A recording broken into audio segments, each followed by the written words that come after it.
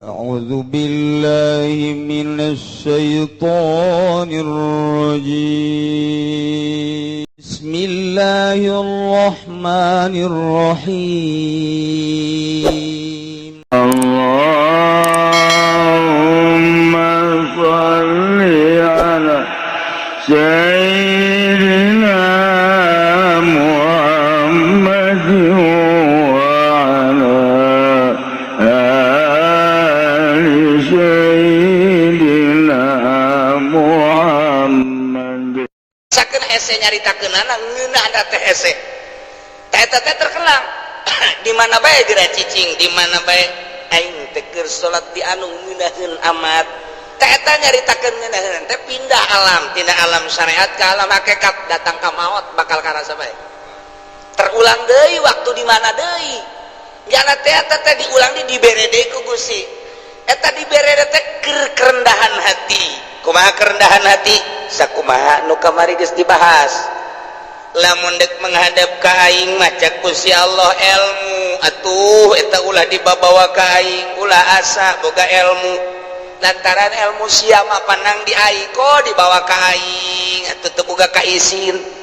Amal ulah dibabawa ka aing, sok beramal. Nasab ulah dibabawa ka aing, asa aing putra abuya, putra mama. Ulah dibawa aing mah turunan Habib, turunan Rasul, ulah dibawa ka aing janang aing, ulah dibawa ka aing hasab kapangkatan, ulah dibawa ka aing ka ustadan, ka abuyaan, ka mamaan. Komo tah mah bangsa dokteran da segala profesor, nu kos kitu mah geus tah mah babarengan jeung jurig tah mah. Ulah dibawa ka aing jeung Gusti Allah nu kos kitu mah. Harta manusiani malikika wa ahlika, pohokeun milik anjeun jeung ahli anjeun. Anjeun datang ka kaula uryanan sataranjang tina eta ulah aya nanaon kecuali masyaallah eueuhkeun kecuali Allah. Geura ge eta kan bahasa Tuan Syekh Abdul Qadir, praktekna atuh hese. Praktekna atuh hese. Ngeueukeun heula dunia di jero hate lantaran dunia teh ku urang diteangan, dunia teh ku urang diulik sanggeus teh aya. Bayangkeun ku anjeun ketika urang maot dianterkeun ku dunia, urang asup ka jero kubur, dunia mah balik deui. Nu kumar nu kamari ku urang teh aduh meunang ngridit, meunang ngahutang, meunang ngabohong, bentukna ieu imah, ieu hotel, ieu perusahaan, ieu mobil dan lain sebagainya kendaraan. Nganterkeun ngan datang ka bibir kuburan doang, hajunyana balik deui. Nu kamari ku maneh diudag-udag ternyata teu milu ka jero. Ahli ku ari. Ieu jang pamajikan, ieu jang anak, jual itu jang anak, ieu jang anak operkeun jang anak-anak nama sakola, jual itu, jual ieu, jual itu. Mikiran anak usaha teh jang anak, jang anak, jang anak. Paeh urang anak ngan datang ka luhur kuburan doang balik deui. Tah pikir cak Tuan Syekh Abdul Qadir, nu kurang unggal poe di urusan teu milu ka jero kuburan. Nu milu ka jero kuburan amal urang, ai amal nu bakal milu ka jero kuburan teu di urusan, ai nu bakal moal milu ka kuburan di urusan. Begong sia. Tuh fal akil, jelema nu akalna sampurna pasti bakal ngurusan nu bakal milu ka jero kuburan jeung urang. Picen eta picen makhluk picen ulah aya di jero hate. Carana kumaha atuh tafakur makhluk teh ngan sakadar ngalem jeung nyacat. Eueuh deui geus saukur sakitu mun teu ngalem nyacat engke mah nya nama moal mimilu jeung urang mah. Tah tafakuran eta sanggeus tafakuran kuari bentur ku zikir la ilaha illallah, tujukeun ngaleungitkeun ta'alluq ka makhluk. La ilaha illallah, la ilaha illallah, la ilaha illallah. Engke ge bake jangka waktu mungkin sabulan, mungkin satahun eueuh ngageser sorangan. Allahumma sholli ala sayyidina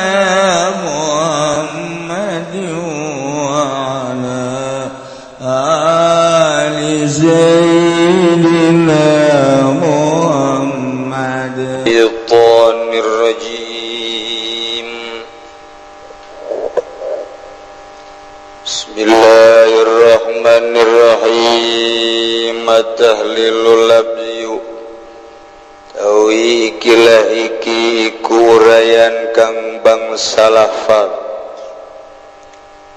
fahabiztu min du'ai tajahar rasul ngabanterkeun sabagang jeung Rasulullah sallallahu alaihi wasallam bidu'ai kalawan ngaduane wa kana zalika li ta'lim lan ana apa mangkono jahroiku karena arah ngawurukan memantak para kiai di pondok pesantren di mana-mana pada salat sok tarik wiridanana jeung doana eta teh ngawurukan ka santri nu anyar sebab nu heubeul mah geus tilok berjamaah supaya bisa nu anyar jadi tarik ke santri teh kudu ngapalkeun langsung milu jeung guru mantak kula waktu di hiji pasantren dibere wiridan ba'da salat ku guru moal dicaritakeun di mana masantrenna barang dideuleu ku sim kuring oh ye mau wiridan ba'da salat meureun maksudna supaya hafal geus beunang sababaraha poe kula dipanggil aya maksud deuk diajak ka Bandung ka toko kitab Dahlan dik meuli kitab di mobil ngobrol sapapanjang jalan haju aya kesempatan ngobrolkeun wiridan ingat deh wiridanna kudu diijazahkeun heula besi ngaco tunjuk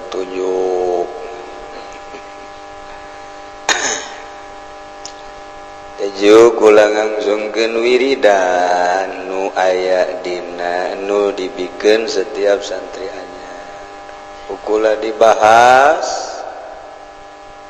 tajuk pembahasanana ieu bae maning ceuk kula mah teu kudu dibere-bere mah bagus baengan alangkah baikna mun kiaina embat maca kebenaran eta kiai teh lalaunan macana cekula diembatkeun bae jadi sapoe dua poe saminggu engke ge murid nurutan jadi hafal terus kula dikitu-kitu lantaran sababaraha pondok pesantren salaf mah kitu tah eta akhirna cek manehanana maksudna cenah bae di mana-mana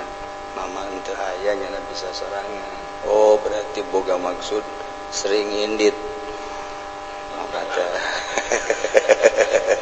ya bangsa potongan haji pudolik ya ini sering indit-inditan ditega didik wiridan ieu lembangan bae eta akhirna kula disinggung saeutik disinggung dibere dibenahi akhirna alhamdulillah nyana embat babacaan sebab beda nalar sorangan jeung milu beda akhirna mah kabelah dieuna mah embat biasa babacaanana hingga santri anyar nuturkeun guruna etalah nyana berprinsip bahwa Muhammadiyah mah teu mantak cenah ieu mah supaya urang cara ricing maca sorangan-sorangan ulah nyieun fitnah ka Muhammadiyah sebab di lingkunganna loba Muhammadiyah cekula kagok asong urang mah ahli sunnah wal jamaah NU atuh deuk dikumaha ge kitu bae geus urang kudu berbeda nyana kitu urang mah kieu bae dengan maksud taklim iyalah dalilna tah Kangjeng tarik maksudna taklim ngawurukan malah madep Kangjeng Nabi kapayun ka para sahabat di deuleuan mana ye nu eueuh hiji waktu nu eueuh teh budak leutik kawana budak leutik nu sok di juru eueuh dibejaan ku sahabat ceurik bae kunaon memang nementak ciri manukna paeh yu urang layad Kangjeng Nabi makan nu paeh manukna ge ngalayad aya urang mamamang paeh ge sabodo bae urang teka turutan Kangjeng Nabi mah ku urang manukna paeh nalangsa dilayad bae masyaallah karim urang mah aya nu sugih paeh dilayad bangsa nu susah mah paeh teruskeun bae eta lah teu kaburu ya mama ya mamanukan aduh ieu keur carita hebat da Kangjeng Nabi kos kitu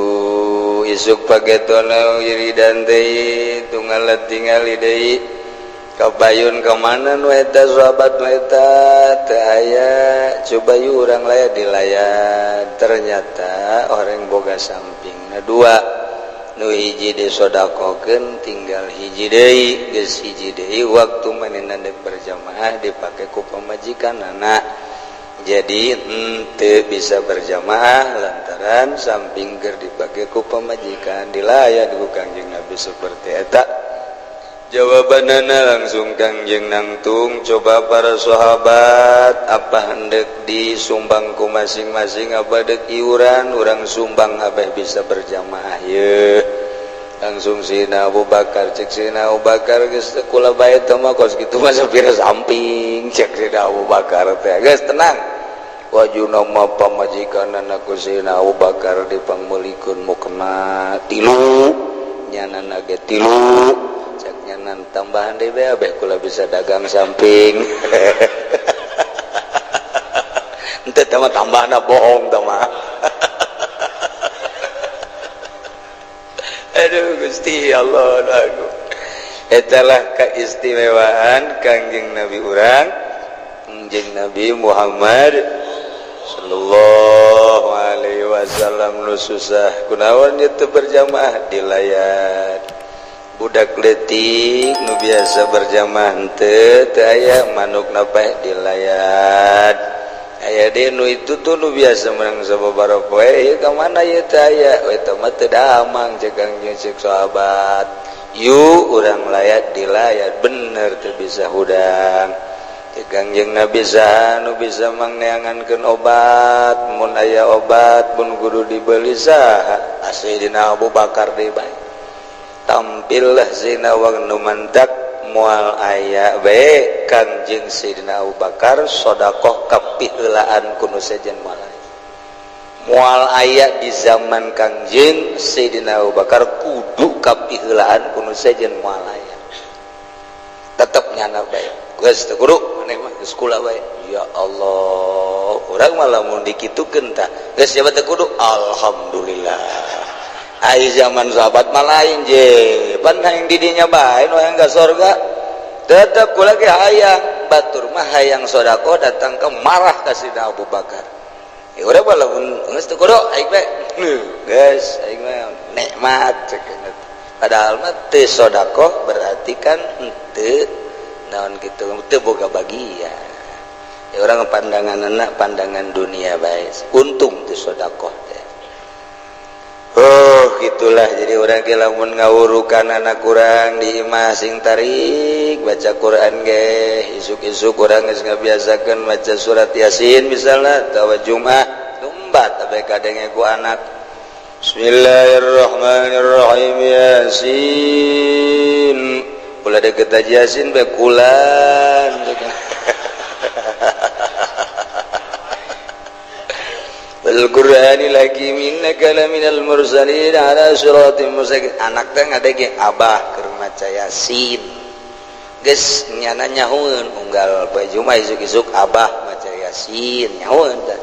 pas teu maca abah ka mananya pan sia nyaho abah ka mana maca Yasin teu ngeunaheun kadengenakan ku urang oh abah ka mana ieu nyana bae kieu mah isuk-isuk nyana hees deui lain hees deui can hudang di subuh teh can hudang anakna bisaan hees deui lain hees deui atuh emang can hudang emang istiqomah hudangna jam 9 al istiqomah khairun min alfi qarab teu beres tah udah jadi nyaun teh anak ge kapagawean kolot dina ibadah nikmat insyaallah karim ulah sok liwat ka dinya ka hareup kudu sok aya abah memeh magrib nya setengah jam deui sok di hareup maca Quran bae ka tukang bae nyaun kebiasaan abah itu jadi nyaun ulah ka hareup isit kunaon abah sok maca Quran di hareup mantep jasa pan kadengen ulah ka tengah Quran abah sok nonton TV ya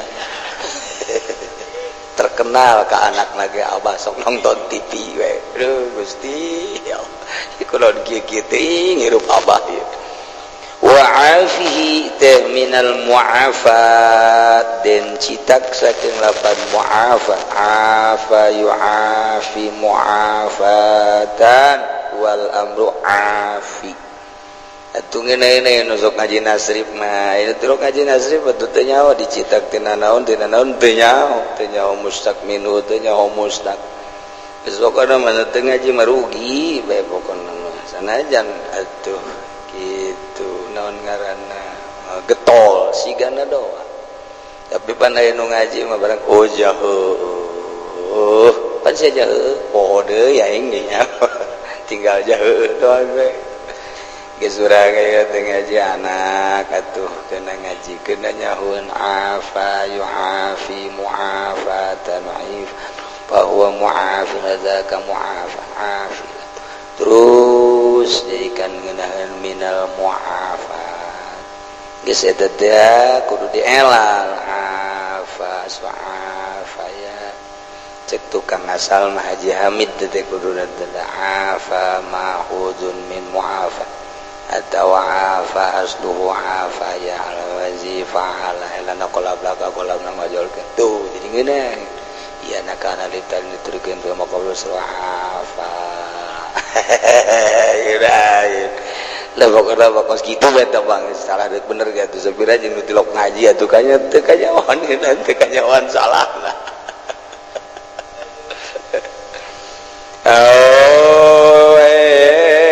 khalisu tegese moga ngamurnikeun Tuhan ngabersihkeun Tuhan hu ing mayit minal makari saking pirang-pirang kang den sengiti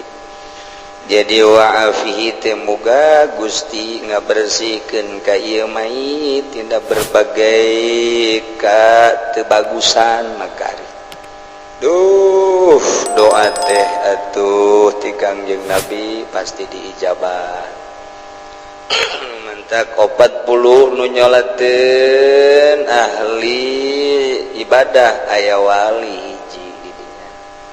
40 nu nyalateun tukang salat aya 40 nu nyalateun ahli salat aya wali hiji keuntungan anak doa wali mah diijabah jadi aya doa urang mah pan cek malaikat ieu doa saya bawa amat ieu liwatna oh atuh paingan teh mah kan kiai Golkar tah mah jadi kaambeu ku malaikat bau koneng ieu mah aya lamun wali baba nu ngado ih doa saya seungit amat ku wali ge geus dilaporkeun ka Gusti seungit ieu bae ieu aya wali tah dijabah kan nu ngeunaheun ka mayit ya Allah ya Rabb wa krim nuzulahu de ma yuhayya minazat geseiku barang kang den cawiskeun yang masaking bekal nuzul teh timbal cek urang mah tapi ieu mah minazat li dhaif tapi kada tamu susuguh nuzul inda kudu mihing dalam narika tumekane dhaif narika deuk datang tamu disuguhan ta eta teh susuguh ngaranna nuzul maksud nama ayasin nasibahu tegese moga ngabecikeun Tuhan ing dumduman mayit minal jannati saking sorga sarwa jeung Gusti pangyuguhankeun sorga ya Allah wa wasyam madakhalahu ta'e kobrahu moga ngajembarkeun Tuhan ing madakhalahu kobrahu tegese kuburan mayit jadi di kuburan teh anu sempit anu jembar aya nu lega di jero kuburan teh mantak doakeun mayit teh wa wasi' madakhalahu geus ngadan teh wa afihi Gusti moga ngabersihkeun ka ieu mayit Wakim nuzulahu subuhan Gusti ku sorga wawasi madakhalahu kuburana legakeun Gusti ya Allah ngeunaheun wagsilhu bil mai wazalji wal baradi lan mugang wasuhtuan ing mayit kalawan banyu lan saljilan ujan uwah asal juma ma'rufun utawi salju maiku kang den kinawruhisan teu nyaho kana salju kula ge teu betah bara di Jepang salju loba jasa dan mantak aya bae di ditu mah seki salju antaran musiman kabagi opat di Jepang maya musim panas musim salju sakali tiris da di Jepang mah musim salju jeung di Eropa lain ayo barot wal barot mah habul kumam lanu teh barot maiku wijil mendung disebut hujan uok disebutna hujan buah cek urang mah hujan es ngaranna barot urang mah jarang hujan es teh paling kamari ieu leutik sagede cinggir tapi kamari ieu di Jakarta mah aya hujan sagede jempol suku malah aya nu 2 kalian jempol suku sagedeung mah harita di Jakarta ya hujan es mantap kurang Jakarta geus siap-siap sirop harita atuh siksa tah mah insyaallah hujan es sabarat kemudian wa inna ma khasau malan angin pasti nang tukeun ya Kangjeng Nabi ing karone saljilan barat bizikri kalawan dan tutur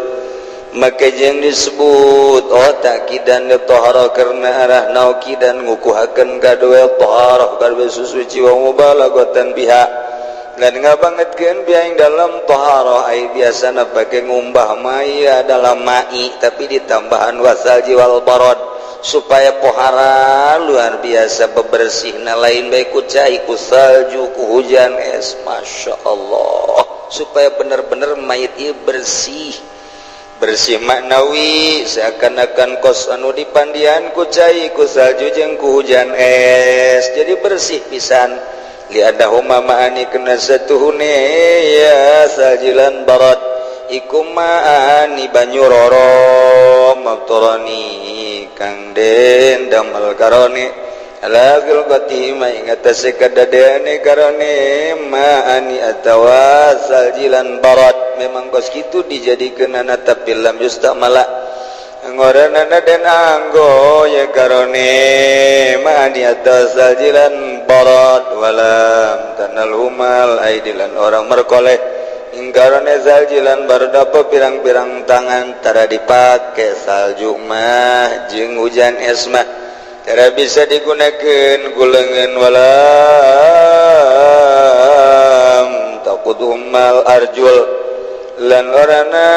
ngencolmakeun ingkarone salju lan barad al arjulu pirang-pirang sikil Radenan zomkeun maksudna mah teu dicelupkeun teu bisaeun kasairil miyaka sakakari birang-birang banyu allati khalatat kang nyampuri yamia turoba ing lebu wajarat bil anhari lan lumaku yamia ing birang bangawan tara wajumiat bil hiyatilan den kumpulkeun yamia ing dalam pirang-pirang balumbang geus pakana aku bikamal taharah maka anaya karone saljilan barat iku kang leuwiha kalawan nyampurnakeun susuci wa naqihi minal khotoya wa naqihi wallahu a'lam bissawab.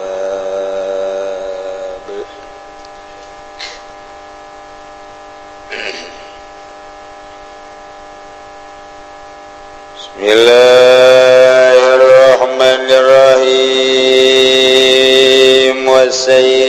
sayri ilaihi hajun wal wusul ilaih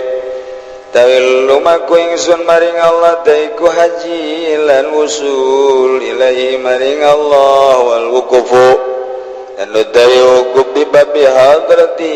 dalam lawang hadra Allah waqfatun tadilui ku kandekang banding ya waqfa alfa waqfatin biar pada ing 1000 kandengan dalam harpa wa kama qala la qaru hadza utawi iki kaul mazkuri ku kaya barang kang ucap sapa kang one kulu waktin min habibi utawi saban-saban waktu saking kekasih ingsun qadru qalbi jatin iku utawi kira-kira ne waktu niku kaya 1000 hajian iku kaya 1000 hajian lamun arpah pangmulya-mulyana tempat turun ke Masjidil Haram lantaran aya Baitullah keliling Baitullah aya rukun Hajar Aswad rukun Iraqi Syami rukun Yamani aya Maqam Ibrahim aya Hijri Ismail aya Mizab dan sekeliling tanah haram di mana bae di hotel ge sami bae urang salat di hotel eta ge sarua menang 100.000 tikal nu penting tanah haram Mekah bedana urang teu neuleuh Baitullah jeung teu bisa itikaf hungkul eta lah mulya turun ka Madinah lantaran aya makom Kangjeng geus teu beunang sambarangan di Madinah teh lantaran Madinah mah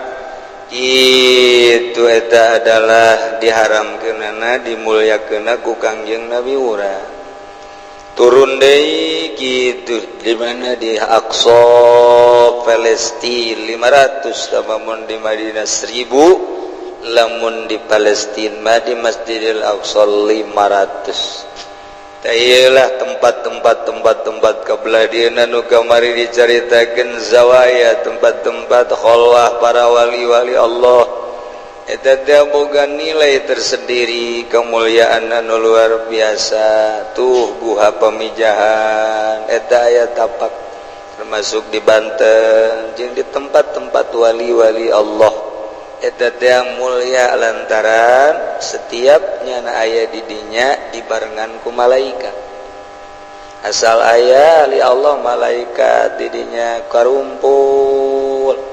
aya urang mah asal aya bae urang juri karumpul di urang mah aduh momonon bangsa nu geus teulah nah jadi lamun cek wali Allah mah jadi tempat anu mulia teh lain arpah suak kabeh tempat eta arpah bae cek bener asa arpah bae wa indal arifin al amakinu kulluha arfatu tempat eta adalah kabeh arpah lantaran sairi ilaihi ajun wal wusul ilaih wal wuquf bi babi hadrati waqfatun ta'dilu alfa waqfatin bi arfata cicing di mana bae eta adalah cicing di lawang hadrah Allah ngabandingan 1000 kali arfah masya Allah atuh nilai tempat eta sebenarnya mah kumaha kadeukeutan diri urang jeung Gusti Allah di arpah mangan boga tempat doang boga tempat anu memang geus dijelaskeun bahwa eta teh tempat mulia ari di tempat-tempat lain mah kumaha kadeuketan urang jeung Gusti Allah selama urang teh deukeut jeung Gusti Allah eta tempat teh mulia cek wali mah boga nilai tersendiri nyana teh boga pikiran ke keur cicing di anu ku ngeunah-ngeunah teuing teh seibadah eta teh keur deukeut jeung Allah pas ke masjid anu ku nikmat eta ibadah eta teh tempat eta mulia leuwih di arpah ngabandingan 1000 kali arpah tah ai urang mah nyaritakeun ngeunah ibadah teh teu kaharti sebab ngeunah urang mah nyaritakeun ngeunah teh nyaritakeun watak lamun ngeuleuh nu biwirna beureum mantep watak mata ketika urang adanya suara-suara anu menggugah hati aku cinta padamu nikmat waduh panah aspara nancep kadenge ku ceuli merdu suara nikmat sebab mengandung nilai arti secara pribadi ketika orang barang dahar nyomot ieu karasa lazat nyomot ieu amis geunah nyomot ieu asin karasa ngeulah emang watek letah ketika orang ngambeng sengit-sengit nikmat emang watek ngeunah teh kos kitu urang dicekal ku urang hipu ngeunah dangdeur ieu mah dangdeur suka mana bae ngeunah watek eta watek tah kuari jelema nu belajar ibadah moal ngeunaheun lamun henteu dihorikeun henteu dihorik teh urang teh ayeuna mah dibedakeun kangeunahan mata urang nu biasana mata peuting teh sare dibentakeun ku urang dipaksa tapi make aturan tersendiri ceuli nu biasa ngadengekeun nu merdu anu sesuai jeung watak jeung nafsu urang ditutupan ceuli teh pake ngadengekeun Al-Qur'an pake ngadengekeun ulama ceuli dipaksa irung itu keneh temantak Kangjeng Nabi Musa alaihi salam nyana teh ngadoa deui ka Gusti ku ngeunah-ngeunah teh abdi waktu di Gunung Tursina mukalamah sareng Gusti selama eta barang geus beres eta kok kadieu tan pernah bisa bae cek Gusti Allah walaupun teu sangeunah eta tapi kangeunahannana engke aya deui mangga atuh Gusti abdi pasiehan sok laksanakeun bersihkeun diri maneh konsepna ikhlaqna alaika pocot nalaik teh dunia sok pocot dunia uhan dunia di jero hate teh ta'alluq sama sekali jijah ngeunaheun cak Kangjeng Nabi Musa nikmat menghadap ka Gusti Allah teh ku ngeunaheun teh menang 2 poe katiluna Kangjeng Nabi Musa eueuh deui kangeunahan teh eueuh laporan deui ka Gusti Allah Gusti pan ieu eueuh atuh pan kasalahan anjeun kasalahan di mana salahna cek Kangjeng Nabi Musa ieu terus dikoreksi jatuh salah bebe jadi ka Gusti ja abdi ieu asana eueuh kasalahan sarua jeung kamari tetep teu karasa aya keneh kasalahan koreksi teu karasa sulit luar biasa nah kulantaran geus pohara jasa tadarrukna ka Gusti naon ieu kasalahan aya dibere ilham kasalahanana anjeunna waktu keur munajat ka Gusti salat memeh salatna kan puasa heula puasa na anjeunna nyusur teh lantaran ngaleungitkeun babawan ngahalangan kana munajat ka Gusti nyusur doa geus kos kitu tah ulah nyusur makin bau makin mantap ngan bauna lain bau sisa makanan nu aya di sungut eta mah nu kos kitu gading ngaranna ka mah tuh ieu mah bau lapar geus betingna tetep urang teh sukuat tenaga bebersih beurangna teh bau lapar tah makin kaambeung lapar urang bau makin seungit cek malaikat cak urang mah pan atuh eta mah bau kadal tah mah tuh tapi makin bau makin kosong jadi zahiran wa batinan Musa cak Gusti Allah batinna maneh geus teresep kana dunia secara zahirna ge geus eueuh sian beuteung maneh teh mantak deukeut ka aing kos kitu aya deui hiji wali ngeunaheun ibadah ka Gusti tak kuari eueuh kangeunahan teh nya nangis kieu bae geus bolak-balik tapakur ka ieu eueuh ieu ngeunah ka mana ieu ngeunah teh dibere ku Gusti sekian tahun dibere ku Gusti nu mantak haju jauh maneh jeung kula jauh manehna maksudna aya hijab sehingga henteu karasa deket da Gusti teu karasa ilmu Gusti teu karasa pan karasa teh ku urang teh asa aya di ilmu Gusti atawa di deket Gusti ieu mah teu karasa lantaran kahalangan kunaon kahalanganna manehna asal deuk tahajud make minyak seungi. Jadi aambean sungut teh aambean zohir. Eta mah keur miki keneh make bijak seungit mah atuh ari geus ka ditu da mah ulah dipake dunia keneh. Geus aya nu kahalangan ku minyak seungit, aya nu kahalangan ku baju, aya kahalangan ku jahe mah loba tah mah kos kitu mah. Ieu mah nu kos karar itu ku hal-hal anu leutik. Masya Allah, hal-hal anu kos kitu teh nu mentak para waliullah mah mandi ti peuting set, geus mandi make baju nu bersih, steril tempatnya. Beres. Ulaya patula patali jeung dunia-dunia ulaya patula patali teh. Karak salat Allahu Akbar. Geunaheun bakal salat.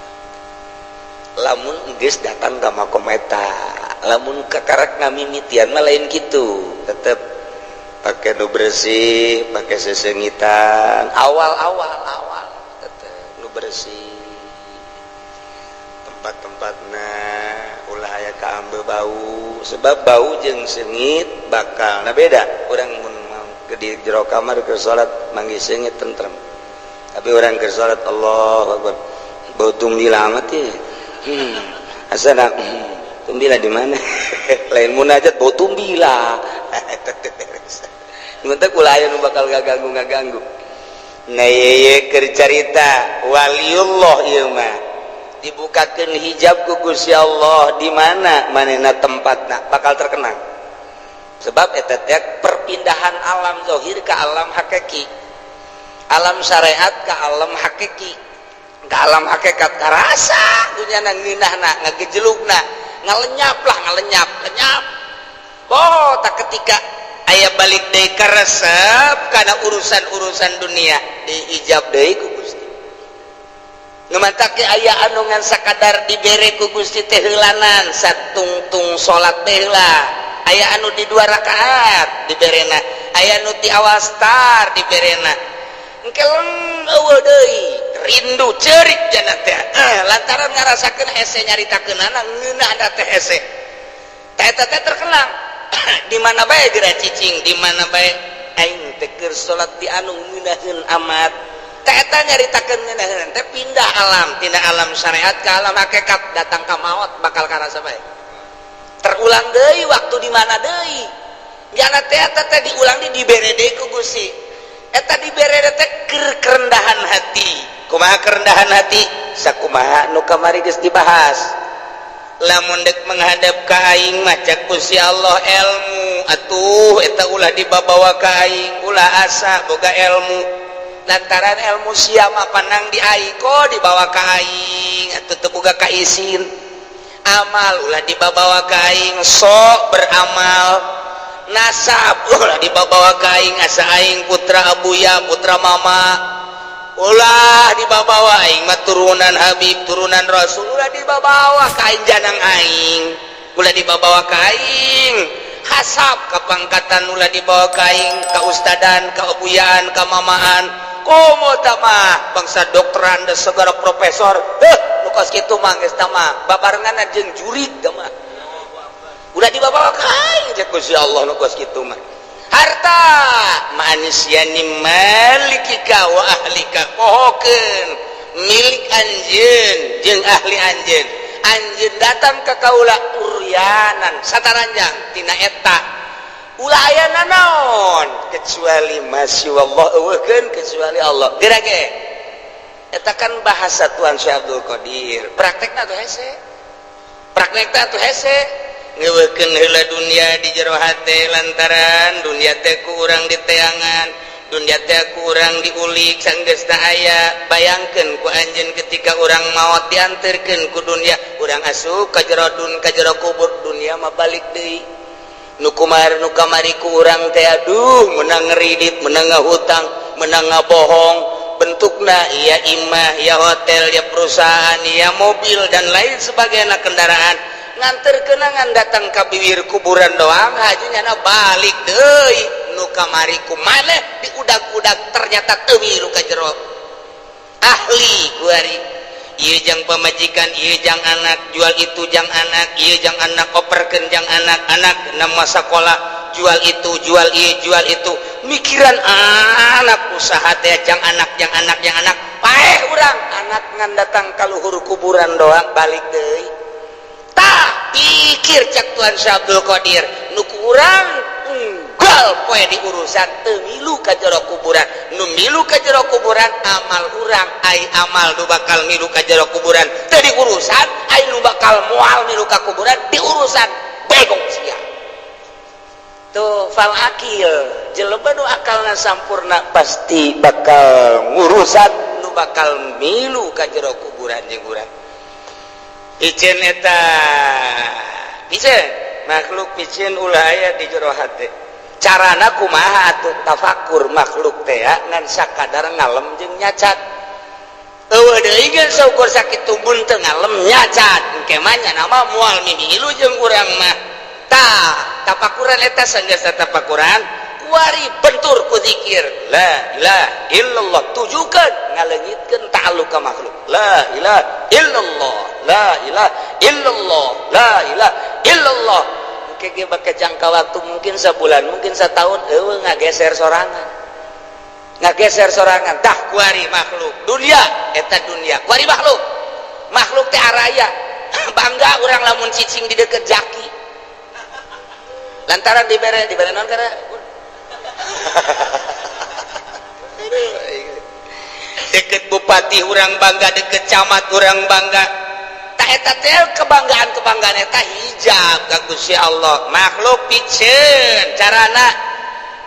nu tadi makhluk mah geus tah kuari dunia gitu. Makhluk geus tadi kuari dunia teh kos kitu teh tadi udah ge bakal ditinggalkeun. Benturan ku urang make zikir jang ngaleungitkeun dunia la ilaha illallah eueuh nu dimaksud ngan Allah berarti sarwajeng dunia mah teu dimaksud sareng gitu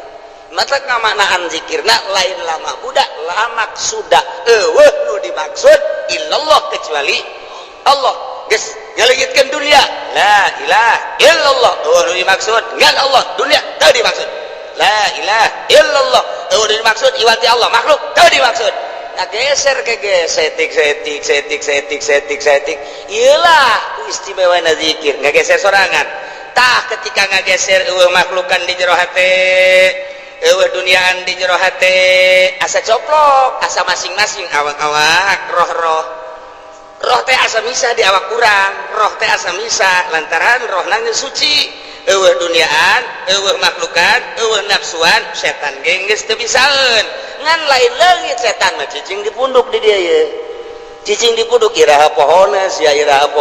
setan mah salilana tetep aya di awak urang ngan nya teu bisaeun ka roh urang ngan cicing bae iraha sia ye iraha lengahna oh keur hebat datang beta calon bupati datang ngobrol supaya kadinya ya sia beunang dah mulai ya udah saya akan membantu yang penting mah impaknya aja berapa kayak impakan segala nah jual beli guys jadinya teh setan ke urang istighfar astagfirullahaladzim la ilaha illallah mah ka dieu deui nya ka punduk deui cicing bae di dinya komo nubukna panjang mah ditutupan gobokna tadi dinya set bae ada setan ada kos gitu. Oh konsepna setan kudu ninggalkeun satungtung hirup aing terus bae babarengan jeung sia kitu bae setan mah terus ngagoda bae nah kuari geus bisa eueuh geus asa coplok roh teh ji kuari berpikir ge keur carita aya Allahu Akbar kasaha ieu sia salatan ka Allah aya nu ngagerakeun sia Allah atupan sia teh deka Allah nu ngagerakeun sia ge Allah atuh berarti atau Allah teh aya rasa aya teh dibere ku Allah lain carita ieu merasa aya Allah deket wa nahnu aqrabu min hablil warid teh karasa di jero salat ta mulai ji Allah teh deket ye lantaran gerak sujud urang teh ngagerakeun Allah berarti atuh Allah teh aya lain ngomongan karasa ih deket Allah teh isin mulai isin geus tah geus salatna ge kadang-kadang nya nama beureum ku isin ka Allah beureum salatna ge cek nu neuleuh kebalamat teruku-ruku orang hayal kumahanyana bae lantaran geus make rasa mah beda geus kumahanyana bae geus karasa ngeunah geus poho leng bae aya normal salat teh jeung piki aya teu normal tuh masalah geus masalah teh sebab dibawa ku rasa ngeunah deket ka Allah teh karasa kumaha diberena bae ku Allah mun diberena deket jeung Allah karasa deket mun diberena ilmu Allah karasa kanyahoan bae mun diberena basar Allah asa kadeuleu bae mun diberena kuari sama Allah asa kadenge bae eta mah kumaha Allah bae nu mere jeung ke beda-beda mungkin sewaktu-waktu dibere teh rasa deket lenyap engke rasa ilmu lenyap engke rasa basar dibere karasa bae ku Allah tah hiji-hijina sifat Allah. Nah beda-beda divariasi baik Allah ya ketika dibere eta ngagejelug tina syariat ka hakikat ngeunaheun jaksa eta teh lamun geus dibere kos kitu tak teu hayang hiji jeung jelema leuleuh jelema teh embung leuleuh dunia teh jore jasa geus bakos kitu eta mah tah geus janana menghindar di jero kamar bae kajenting aya nu assalamualaikum aya teu hayang dibere embung izin ka jelema ijid ka dunia ijid aya wedding sorangan bae ke kadang-kadang tah ieu batalna teh ku anak batalna teh engke ku pamajikan kan teu bisa menghindar ti anak mah teu bisa menghindar kan ti pamajikan mah hese biasa imah rejeung sakamar lejeung malah lain pamajikan anu ngabatalkeun nya na noel ti heula eta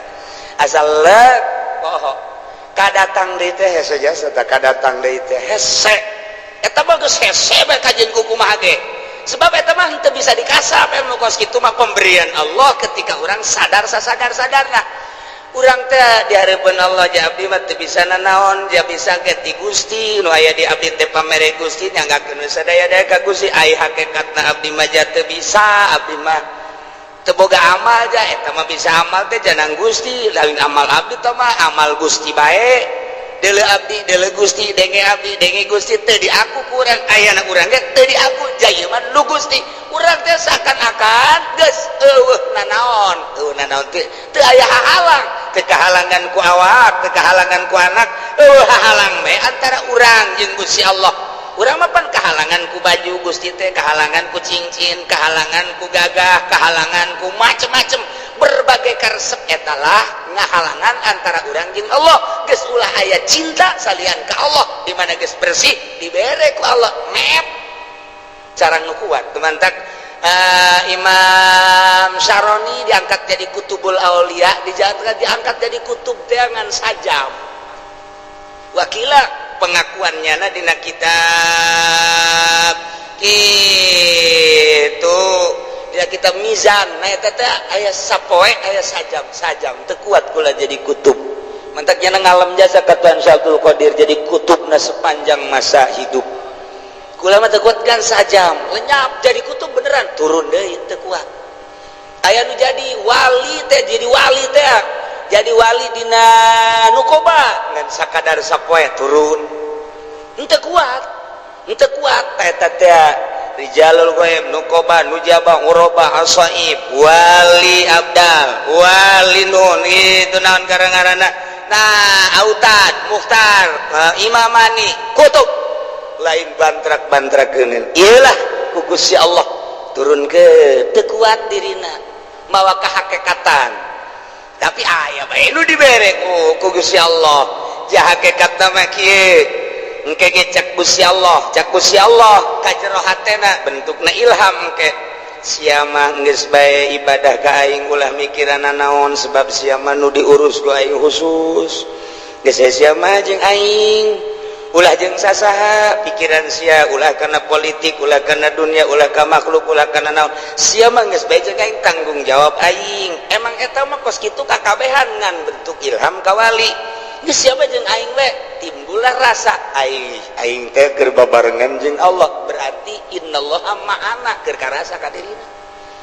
asa bareng bae jeung Allah teh asa bareng jeung Allah bae ka mamada ge asa bareng jeung Allah bae jadi di jero di dieu teh asa aya bae tah Allah teh rasa bareng jeung Allah nu keur aya nu keur dibere ku ku Allah dibukakeun hijabna ditempelan sifat Allah ma'ina ma'iyah Allah atuh asa bareng bae jeung Gusti Allah geus kasieun walimah sebab asa bareng jeung pangeran dek sieun kunaon atuh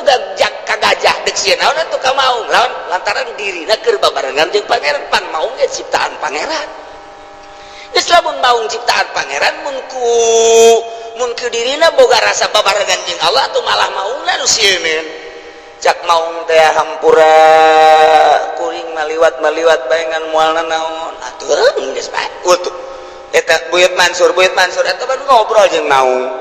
nu mantak lamun urang di Lampung diudag maung atuh geus bae munajat bae ka Syekh Mansur ya Buyut Mansur tolong maung lompat ujianana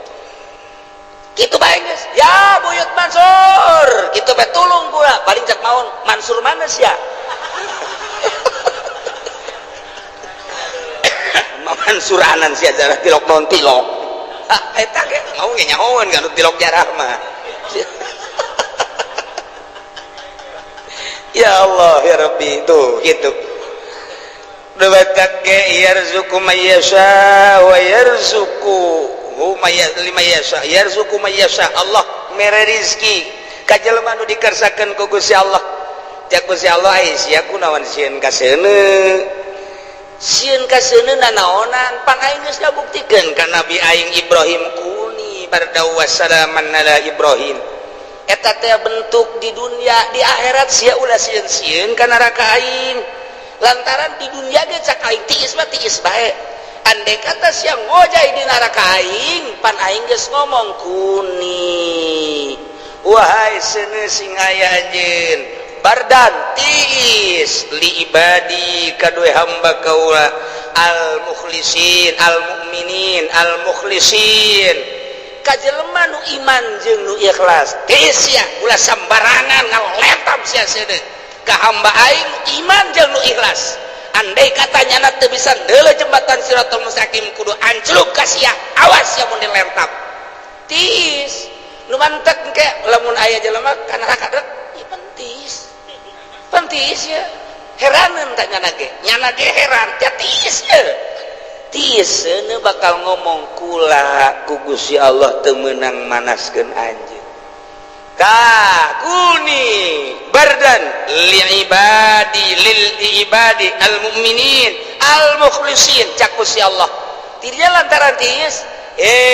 maneh sakalian di neraka keur kukut soprakan teu karasa panas teangan kawauh maneh besi aya kawauh maneh di neraka kok gerak cabut kusana dibere wewenang ku Gusti Allah Masya Allah nah iyalah ulah sieun ka seuneu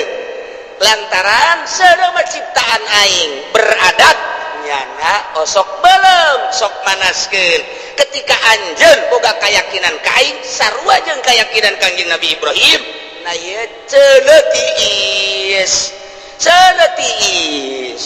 jelema ulah sieun ka cai lantaran cai cak aing salametkeun ya bahrul miyah wahai lautan cai wa ya bahrul ardi wahai lautan bumi ulah dikukumahakeun hamba aing nu ieu mah lantaran ieu mah mahbubi ieu kakasih aing contohan ku urang besi kurang jelas bahasa wali keur tsunami Aceh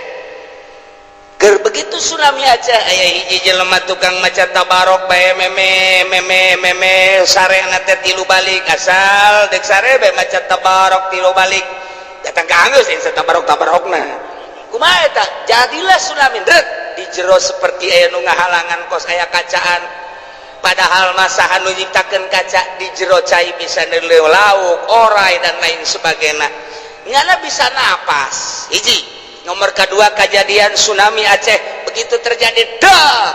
nyana teh dibere poe ku Allah di jero cai padahal mah dibere poe begitu selesai tsunami nyana budak caknya jarak rusak ieu mah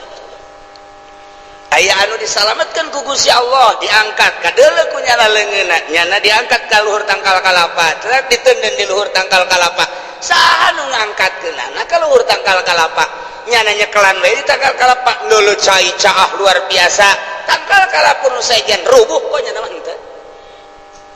ai cak Allah salamet bae ya Allah ya Rabbi tah mantap deh sugih nu aing susah nu aing gagah nu aing lemah nu aing bungah nu aing teu bungah nu aing paeh nu aing hirup nu aing atuh endek naon sia make henteu ka aing bae atuh sia jaka kabeh ge nu aing disusahkeun ku aing disugihkeun ku aing disehatkeun ku aing digeringkeun ku aing kunaon atuh henteu cicing di lawang aing nah cicing atuh di lawang aing nu mantap aya di dieu tah wal wuqufu bibabi hadrati lamun leumpay naon cicing di lawang hadroh Allah eta teh waqfatun cicing tadilu alfa waqfatin biar patang ngabandingan cicing 1000 arpah nu bantak wali Allah masa akan cicing di lawang Allah neulekeun jelema nu teu datang ka Allah caknya ka dieu ieu lawang Allah mah ieu ulah ngridit ieu lawang Allah ieu ulah jadi lurah ngabohong malulu ieu lawang Allah ieu ulah ka Golkar ulah ieu ka dieu ieu lawang Allah mah ieu tah ieu ahdi ilaikumus subulas salam tah ieu lawang Allah jadi waliullah teh cicing di lawang Allah ieu bahasa teh bahasa majaz ieu mah keur carita digampangkeun bae seakan-akan aya lawangan seakan-akan heula tah eta teh nyana teh cicing di dinya nyaon ka jelema nu nyasap nyasap sia kunaon mimilu ka caringin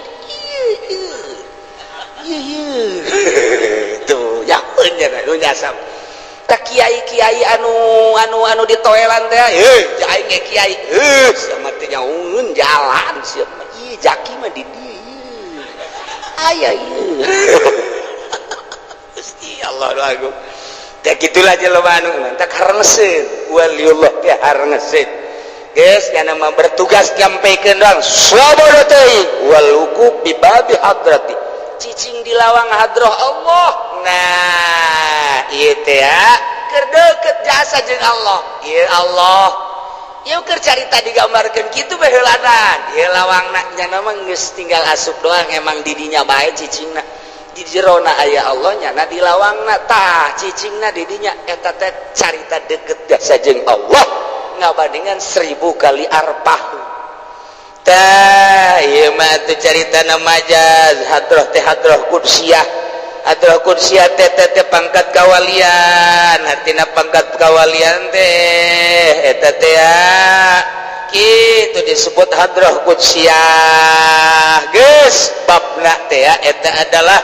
dicaritakeun adalah gitu jalan untuk menembuh ke Allah engke bakalna usul teh datang ka lawang hadroh kudsiyah geus lamun ditakrir mah tuh panjang maknya hadroh aya lawangan seakan-akan aya lawang mah meureunanan bangunan berarti idopatna babi kana hadroh teh idopat nu kos kitu ngaranna kitu idopat musabah kana musabah beh geus nu lamun idopat musabah kana musabah beh nu kitu ngaranna majaz akli geus bata wujida majazun akliun wujidat isiratun makniyatun atuh lamun anu sok bab mah eta teh anu kitu ngaranna imah geus hadroh teh eta teh adalah disarupakeun kana imah subihal hadroh bil bait bijamil kitu bijamil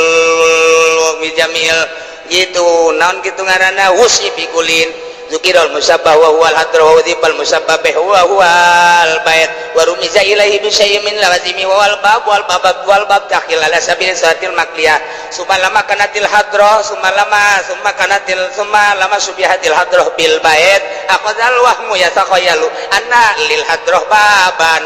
kal bab bil bait jadi panjang ya ngaji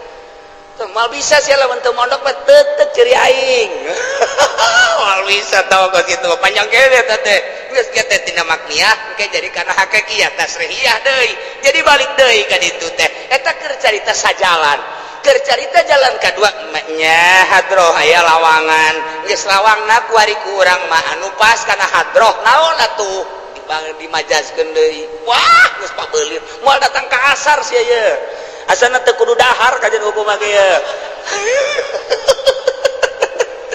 tuh itulah keur carita ilmu bayan diterap-terapkeun teh luar biasa engke deui menuju kana kinayahna geus bahasa bibabi hadrat ieu pohara ieu teh makom kawalian dina bahasa bibabi hadrat sanggeus tadi majazkeun ku urang bisa tilu jalan engke kakara ku urang oh ieu teh makom kawalian pangkat ayana dina makom geus ku urang teh dimakomkeun makom hadrat kudsiyah teh makom kawalian panjang deui dongengna nyaritakeun babi hadrat ieu kana makom angel kene bisa isa beres deui. Nah iyalah kama golal akhir wallah